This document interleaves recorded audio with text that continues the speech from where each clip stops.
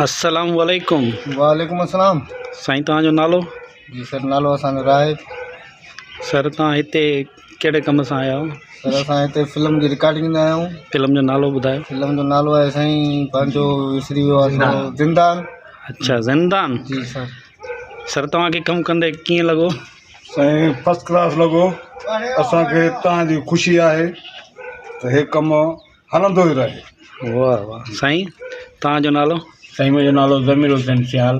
जी साईं। साईं तव्हां पंहिंजे नौशहरे फेरोज़ वारनि माण्हुनि दोस्तनि जे लाइ को पैगाम? साईं मुंहिंजा नौशहरे जा माण्हू बहितरीनु एक्टर बि आहिनि, दोस्त बि आहिनि ऐं असांजो साईं गुलण साहब साईं इन्हनि खां मां पाण पुछां थो, तव्हां को पैगाम ॾियो पंहिंजे दोस्तनि जे लाइ। साईं हीअ फिल्म मां ठाहे रहियो आहियां ज़िंदान, जेको दादूअ खां आहियां दोस्त, राइटर बि आहे बरकत अली बलोच, डायरेक्टर बि आहे ऐं VIP डायरेक्टर बि आहे, राइटर बि आहे। इन खां अलावा ही दोस्त मुंहिंजा। सर तव्हां हिन फिल्म जा प्रोड्यूसर आहियो? साईं हा साईं। जी साईं। जी सर तव्हांखे किरदारु कंदे कीअं लॻो? साईं किरदारु कंदे बहितरीनु लॻो। जी साईं। मां थोराइतो आहियां बरकत साहब जो ऐं अली जान जो असांखे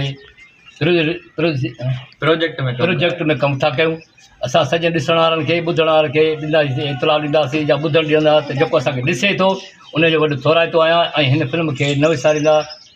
अच्छा साईं अस्सलाम वालेकुम। सर वालेकुम सलाम। साईं तव्हांजो नालो? सर मुंहिंजो नालो अली जान। जी साईं। Cameraman editor. जी सर। माशाल्लाह फिल्म मज़ो थी ॾाढो रिकॉर्डिंग करण में। सर अस्सलाम वालेकुम। वालेकुम। साईं तव्हांजो नालो? मुंहिंजो नालो साईं मरमदीन लाशारी। जी साईं। पढ़ीरन जेका असां फिल्म में कमु करे रहिया आहियूं, हितां जा दोस्त प्यारा दोस्त असांजा। जी साईं। दादू ज़िले जा। जी साईं। बरकत अली बलोच जी साईं। जेको राइटर बि आहे।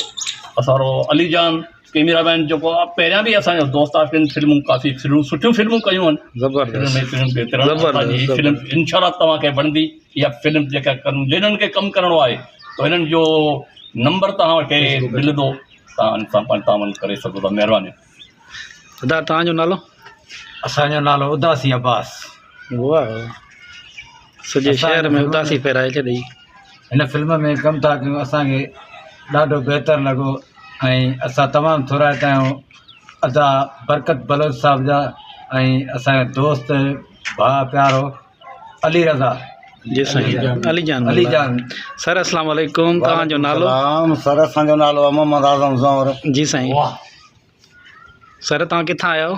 असां आया आहियूं दादू मां। सर इन्हनि दोस्तनि तव्हांखे मोहबत प्यारु ॾिनो? बिल्कुलु असांखे मोहबत प्यारु मिलियो आहे नौशहरे में। असां फिल्म पंहिंजी था ठाहियूं। जी साईं। फिल्म जो नालो? नालो ॿुधायो फिल्म जो। ज़िंदाल। नालो न साईं, नालो चङी तरह ॿुधायो। ज़िंदान। हा हिते रखी थोला। हा हिते रखी। सर तव्हां फिल्म जो नालो ॿुधायो। ख़बर न आहे कंहिंखे ख़बर आहे? सर तव्हां नालो ॿुधायो। हीअ मां नौशहरे ज़िले में ठाहे रहियो आहियां। मुंहिंजी बहितरीनु फिल्म आहे। काफ़ी फिल्मूं ठाहियूं अथऊं। असां पप्पूअ जे उस्ताद आहे। असांजो हिन दुनिया मां वीचारो लाॾाणो करे वियो आहे। असांजो उस्ताद आहे।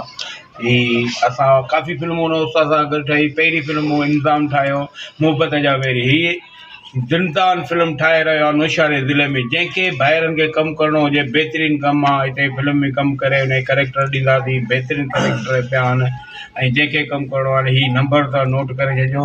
0308 71 80 572। इन नंबर तां राब्तो कयो। ऐं असांजो राइटर डायरेक्टर बरकत बलोच ऐं मुॾे कर लाड़ा। जी सर। ऐं जेकॾहिं इहो नंबर बंदि हुजे अली जान सां राब्तो रखो। पोइ कानूनी पुछा कयो। पोइ बरकत अरे नंबर खिलो। कॾहिं बि न विसारींदा। सिर्फ़ु ॾिसंदा रहंदा यूट्यूब चैनल। ओके।